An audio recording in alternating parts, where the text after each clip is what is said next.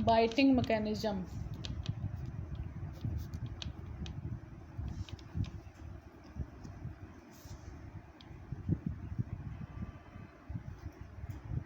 दंश क्रिया या काटने की क्रियाविधि। जितने भी पॉइजनस स्नेक हैं इनके पॉइजनस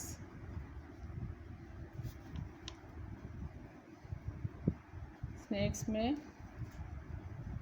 जो स्कल है और bones, skull and jaw bones, जबड़े की जो बोन्स होती हैं ये फ्लेक्सिबल होती हैं,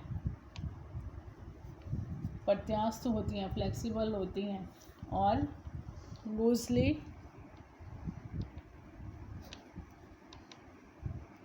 और मूवेबल तरीके से जुड़ी होती हैं, लूजली अटैच होती हैं और गतिशील हो सकती हैं, ढीले रूप से संलग्न रहती हैं। तो क्या होता है, जब शिकार को काटते हैं या निगलने के दौरान कोई एडजस्टमेंट करना पड़ता है तो बड़ी आसानी से इनमें एडजस्टमेंट हो जाते हैं। और इसमें जब एडजस्टमेंट करने के दौरान कई परिवर्तन आसानी से किए जा सकते हैं।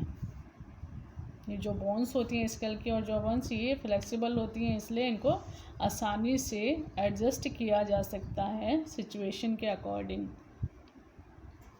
जो कोबरा है इनमें फैंग्स जो विषदंत होते हैं परमानेंटली इरेक्ट होते हैं, परमानेंटली इरेक्ट होते हैं, सीधे खड़े रहते हैं। जबकि वाइपर में माउथ जब क्लोज होता है, बंद होता है, क्लोज्ड होता है, तो जो बड़े फैंग्स होते हैं ये माउथ की छत से चिपके रहते हैं horizontally,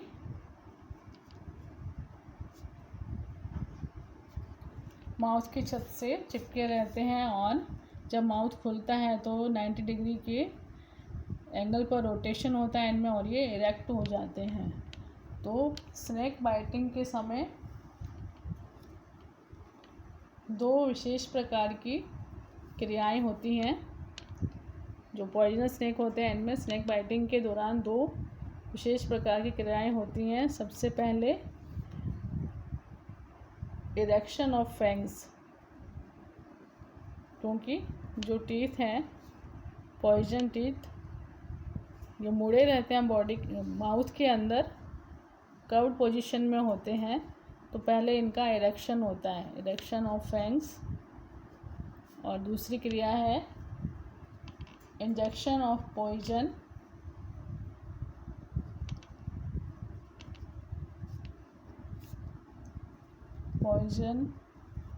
into the victim's body. जो शिकार होता है उसके बॉडी के अंदर पॉइजन को इंजेक्ट करना।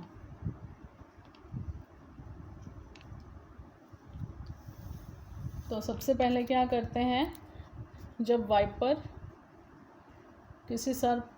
सर्प जब किसी को काटने की क्रिया करता है तो अनेक क्रिया एक चेन के रूप में संपन्न होती हैं। तो इनमें सबसे पहले क्या होता है कि डाइगेस्टिक मसल्स पाई जाती हैं, डाइगेस्टिक मसल्स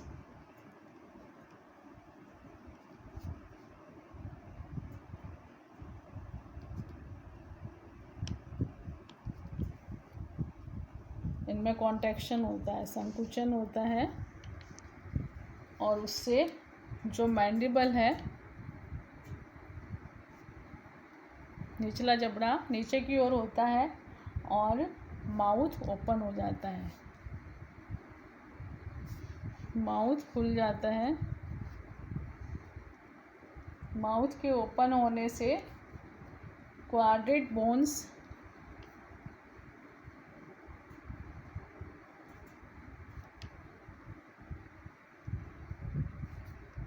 का जो निचला सिरा है वो आगे की ओर धक्का लगाता है। क्वाड्रेट बोन्स का जो लोअर एंड है आगे की ओर थ्रस्ट फॉरवर्ड, जिससे क्या होता है, टेरिगोइड बोन्स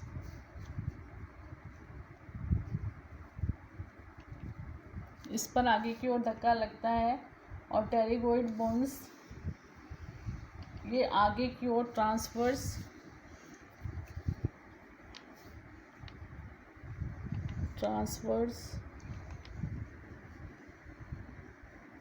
और एक्टोटेरिगोइड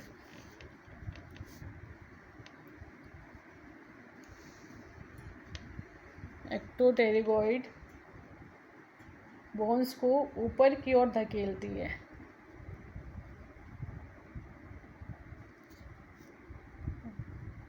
और इसमें जो टेरिगोइड बोन्स हैं, जब इनको आगे की ओर धकेला जाता है क्वाड्रेट बोन्स के लोअर एंड के द्वारा, तो इनमें स्फेनोटेरिगोइड मसल्स भी हेल्प करती हैं। स्फेनोटेरिगोइड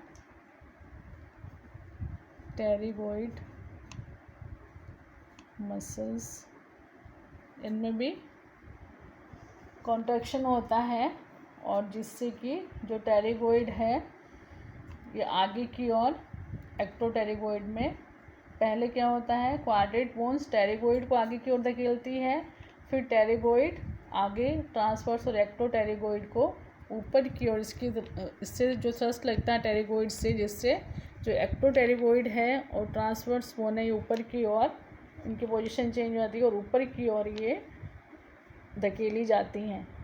और इससे क्या होता है, जो मैक्सिला में फैंग्स हैं मुड़ी हुई पोजीशन में, जो हॉरिजॉन्टल पोजीशन में होते हैं, 90 डिग्री के एंगल से रोटेट होते हैं और इनकी पोजीशन इरेक्ट हो जाती है। Fangs rotate 90 degree angle,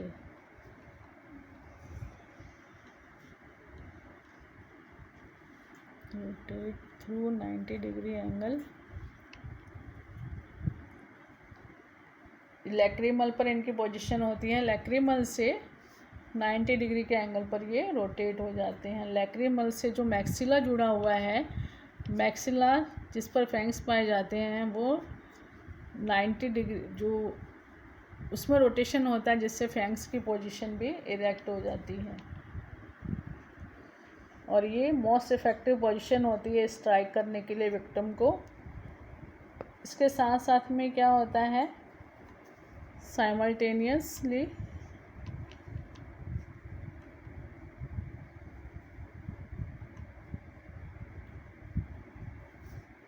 stretching होती है कंस्ट्रिक्टर मसल की, स्ट्रेचिंग ऑफ कंस्ट्रिक्टर मसल्स,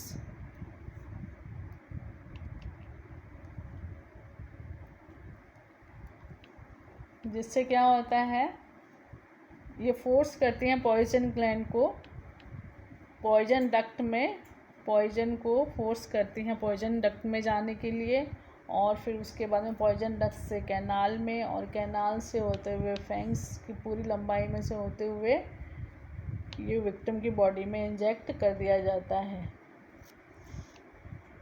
और इसके साथ ही टेम्पोरल मसल्स की कॉन्ट्रैक्शन से, जैसे ही बॉडी में विक्टिम की बॉडी में पॉइजन को इंजेक्ट कर दिया जाता है, टेम्पोरल मसल्स में कॉन्ट्रैक्शन होता है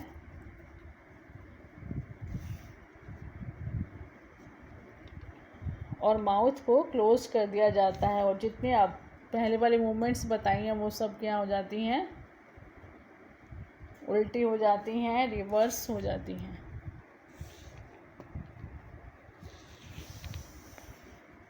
और जो फैंग्स शिकार के अंदर है एम्बेडेड, उसको बाहर खींच लिया जाता है और वापस से वो माउथ में चला जाता है, उसकी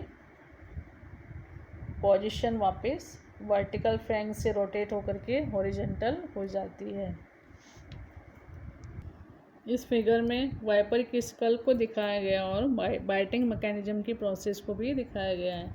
देखो इसमें सबसे पहले ये जो है, इसमें माउथ क्लोज है, इसका रेस्ट के समय जब माउथ क्लोज होता है तो क्या है इसका, इसमें जो फैंक्स है इसकी पोजीशन इस प्रकार से होती है। और ये यहाँ पर ये क्वाड्रेट बोन है और इसके साथ में यहाँ पर ये टेरिगोइड बोन है।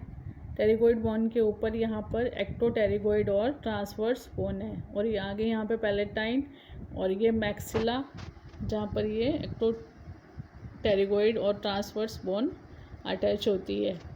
यहाँ क्वाड्रेट से आगे स्क्वामोजल फिर पैराइटल से जुड़ी होती है। ये फ्रंटल बोन्स, ये लैक्रिमल एंड प्रीफ्रंटल, नेजल। जो लैक्रिमल है यहाँ पर ये प्री मैक्सिला इसके ऊपर है, मैक्सिला के साथ अटैच होती है। और ये लैक्रिमल के साथ में यहाँ पे मैक्सिला स्थित है। ये फैंक्स इसमें एक्सेसरी या रिजर्व्ड फैंक्स पाए जाते हैं। जब ये डैमेज हो जाता है फैंक तो ये इनमें से कोई एक डेवलप होकर के इसको रिप्लेस कर देता है। ये मैंडिबल, लोअर जॉ, ये यहाँ अपर जॉ। जब ये किसी विक्टिम को स्ट्राइक करता है तो इसमें इस प्रकार से इसका माउथ खुल जाता है। तो क्या होता है, जैसे ये स्ट्राइक करता है, ये डायगेस्टिक मसल्स हैं इसमें। ये डायगेस्टिक मसल्स में कॉन्ट्रैक्शन होता है, संकुचन होता है, जिसकी वजह से जो ये मैंडिबल है ये नीचे की ओर खिसक जाता है। जब नीचे की ओर थोड़ा खिसकता है तो माउथ पूरा खुल जाता है। माउथ के खुलने से माउथ खुल जाता है और इससे क्या होता है, जब ये डायगेस्टिक मसल्स हैं इनमें कॉन्ट्रैक्शन होता है तो ये जो क्वाड्रेट बोन्स है इसमें जो इसका लोअर एंड है इसको लोअर एंड और लोअर हो जाता है, जिससे क्या होता है कि ये आगे की ओर जो टेरिगोइड बोन है उसको आगे की ओर धकेलता है। और ये जो टेरिगोइड बोन्स हैं इसमें स्फेनोटेरिगोइड मसल्स और उनके कॉन्ट्रैक्शन में उनमें भी कॉन्ट्रैक्शन होता है। डायगेस्टिक मसल्स में कॉन्ट्रैक्शन होता है और स्फेनोटेरिगोइड मसल्स, इनमें कॉन्ट्रैक्शन होने से जो टेरिगोइड बोन्स हैं इन पर धक्का लगता है और ये आगे की ओर जो इनके आगे एक्टोटेरिगोइड और ट्रांसवर्स बोन्स जुड़ी हुई हैं उनकी पोजीशन, उन पर भी थ्रस्ट लगता है और वो थोड़ी अपवार्ड हो जाती है उनकी पोजीशन, वो थोड़ा ऊपर की ओर खिसक जाती हैं, जिससे जो मैक्सिला है उस पर एक थ्रस्ट लगता है और वो मैक्सिला की पोजीशन पहले जो अंदर की ओर मुड़ी हुई थी वो बाहर की ओर थोड़ा आउटसाइड में उसकी पोजीशन चेंज हो जाती है। और जो फैंग से पहले माउथ की रूफ पर जो हॉरिजॉन्टल पोजीशन में था वो इरेक्ट हो जाता है, अब इरेक्ट पोजीशन में आ जाता है। देखो ये यहाँ पे टेरिगोइड क्वाड्रेट से यहाँ पे टेरिगोइड पर थ्रस्ट लगता है और इससे ये जो